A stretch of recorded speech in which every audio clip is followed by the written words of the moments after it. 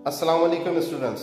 जोग्राफिया 8वीं जमात सबक नंबर 2 ज़मीन का अंदरूनी हिस्सा। इस सबक के मश्की सवालात के जवाबात किस तरह से लिखना है देखते हैं। तो चलिए स्टूडेंट्स वीडियो को शुरू करते हैं। सवाल नंबर 1, सही मुतबादिल के चौकोन में टिक निशान लगाइए। अलिफ कशर अर्ज की 2 तहें हैं। जवाब इस तरह से है कि ऑप्शन 2 बर्रे आज़मी और बहरे आज़मी गिलाफ। बे वस्ती खौल और कशर अर्ज दोनों में यकसा तौर पर कौन सा मादनी अंसर पाया जाता है? Option 2 magnesium. जीम ज़मीन के अंदरूनी मगज़ में झैल में से कौन सी मादनियात पाई जाती है? ऑप्शन 4 लोहा और निकल। हम ज़मीन की जिस तह पर रहते हैं उसे क्या कहा जाता है? ऑप्शन 4 बर्रे आज़मी गिलाफ। ज़लज़ले की कौन सी लहरें माए में से गुजर सकती है? ऑप्शन 1 इब्तिदाई लहरें। सवाल नंबर 2, सही है या गलत लिखिए। गलत बयान को दुरुस्त करके लिखिए। अलिफ ज़मीन के अंदरून के मुख्तलिफ हिस्सों में अशिया की कसाफत यकसा होती है। जवाब सही। बे ज़मीन का अंदरूनी मगज़ सख्त चट्टानों से बना है। जवाब गलत। सही बयान ज़मीन के अंदरूनी हिस्से का मगज़ ख़ास तौर पर लोहा और कम मिकदार में निकल इन बुनियादी अनासिर से बना है। जीम बैरूनी मगज़ से सानवी लहरें नहीं गुजर सकती। जवाब सही। दाल बर्रे आज़म गिलाफ सिलिका और मैग्नीशियम से बना है। जवाब गलत। सही बयान बर्रे आज़म गिलाफ सिलिका और एल्यूमिनियम से बना है। सवाल नंबर 3, जवाब लिखिए। अलिफ कशर अर्ज के कौन से 2 हिस्से हैं? इनकी दर्जाबंदी की बुनियाद क्या है? जवाब बर्रे आज़मी गिलाफ और बहरे आज़मी गिलाफ कशर अर्ज के 2 हिस्से हैं। खुश्की और पानी कशर अर्ज की दर्जाबंदी की बुनियाद है। कशर अर्ज के जिस मकाम पर वसी खुश्की का इलाका है वो हिस्सा बर्रे आज़मी गिलाफ कहलाता है। कशर अर्ज के जिस मकाम पर वसी बहरे आज़म है वो हिस्सा बहरे आज़मी गिलाफ कहलाता है। बे वस्ती खौल को कमज़ोर खौल क्यों कहा जाता है? जवाब ज़बरदस्त दबाव और हरारत की वजह से वस्ती खौल में अंदरूनी हरकत होती हैं जिसके नतीजे में सतह ज़मीन पर ज़लज़ला, आतिशफ़िशा, पहाड़ और शगाफ वादी के वजूद में आने का अमल होता है। वस्ती खौल में कई किस्म की हरकत और जोग्राफियाई तामुल मुसलसिल होने की वजह से वस्ती खौल को कमज़ोर खौल कहते हैं। जिम ज़मीन का मकनातीसी कुर्रा महवरी गर्दिश का नतीजा है। वाज़ह कीजिए। जवाब ज़मीन के अंदरूनी हिस्से में बैरूनी मगज़ का दर्जे हरारत तकरीबन 5000 डिग्री सेल्सियस है और अंदरूनी मगज़ का दर्जे हरारत तकरीबन 6000 डिग्री सेल्सियस है। दर्जे हरारत के इस फ़र्क की वजह से अंदरूनी मगज़ से बैरूनी मगज़ की जानिब उमूदी लहरें तैयार होती हैं। ज़मीन की महवरी गर्दिश की वजह से इन उमूदी लहरों को लट्टू की तरह दायरवी रफ्तार हासिल होती है।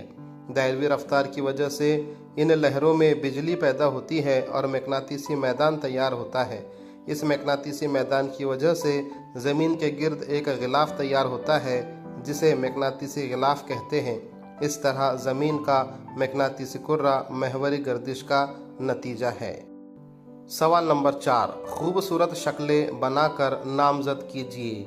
अलिफ ज़मीन के अंदरूनी हिस्से की शक्ल बनाकर इसे नामज़द कीजिए। स्टूडेंट्स जवाब में आप ये शक्ल बना सकते हैं। ये शक्ल किताब के पेज नंबर 12 पर भी दस्तयाब है। बे मकनातीसी कुतुब और ख़त इस्तवा ये शक्ल किताब के सफ़ा नंबर 13 पर दस्तयाब है। सवाल नंबर 5, जोग्राफियाई वजूहात लिखिए। अलिफ ज़मीन के अंदरूनी हिस्सों में फ़र्क पाया जाता है। जवाब ज़मीन के अंदरून में कशर अर्ज, वस्ती खौल और मगज़ की 3 तहों में पाए जाने वाले बुनियादी अनासिर, मादनियात, दर्जे हरारत और दबाव में इख्तलाफ पाया जाता है। ज़मीन के अंदरून में अलिफ बर्र आज़म गिलाफ और बहर आज़म गिलाफ, बे कशर अर्ज और वस्ती खौल, जीम बाला वस्ती खौल और ज़ेर वस्ती खौल, दाल वस्ती खौल और मगज़, हा बैरूनी मगज़ और अंदरूनी मगज़ एक दूसरे को अलग करने वाली तहें हैं। इस तरह ज़मीन में अंदरून में अदम तसलसल पाया जाता है।